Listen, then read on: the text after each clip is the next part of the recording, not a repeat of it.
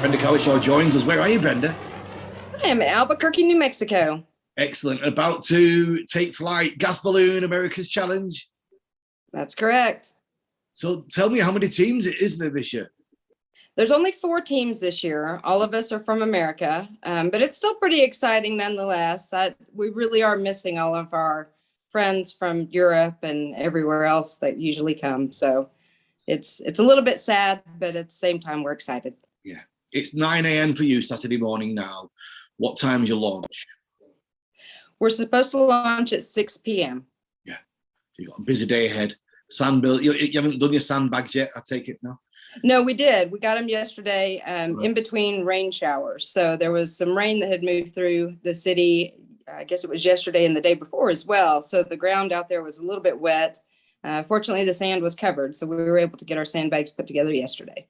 Good. I'm very excited for you. I wish I was there with you guys. Us too. Tell me about the predictions, the tracks. It looks a bit. It looks very wonky. It's going to be very slow.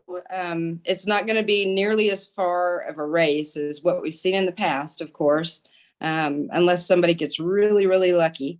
But definitely, it's going to be a patience game. Yeah.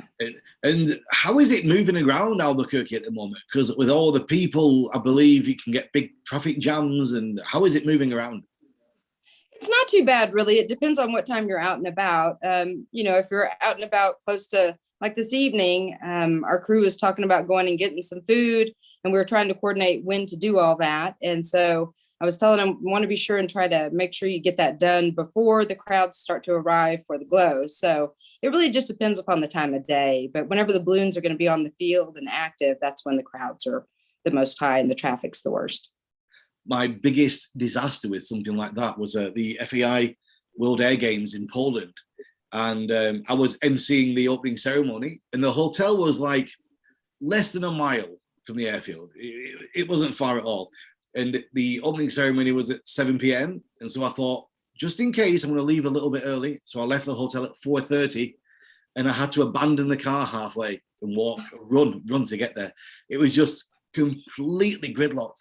Nothing was moving. That's crazy. That's crazy. These guys have been doing it for so many years, though. This is their 49th year. So they've got it down to a science. Yes. They really do. Yeah, they definitely have this down to an absolute science as far as traffic and everything is concerned. They let people know on the radio constantly. They're talking online all the time, letting people know where the areas are to avoid and different ways to get to the field. So yeah, they've really got it down.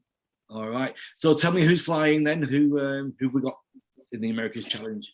So we have Bert and Noah. They're going to be flying, and we have Barbara and Peter, and we have Sherry and Mark, and then myself and Brian. So out of the 4 teams, 3 of the teams have the lead pilot are females, which is exciting. I was so excited to see that. I cannot even tell you how excited I was to see that. Yeah, that is absolutely amazing. That's such a great thing. Did you? What was your impressions of the Gordon Bennett this year? Oh man, that looked like definitely a patience game as well. It was absolutely awesome to watch the different teams and their different strategies. I really think that if Brian and I would have been able to go like we had planned, we probably would have done similar to what Mark and Sherry did as far as, up and fast and go as far as you can and land short of Belarus. But yeah, the teams that waited behind and were really patient with it and gave it the time that they gave it, man, they really pushed it to the limit. It was amazing, though, to watch. Those tracks were fascinating. It's almost, for myself, who's not a balloonist, it's almost unfathomable to imagine that patience, waiting just in that space, just trusting that it's going to happen. It seems beyond belief. Who's looking after your meteor, your weather predictions? Who's doing that? Don Day.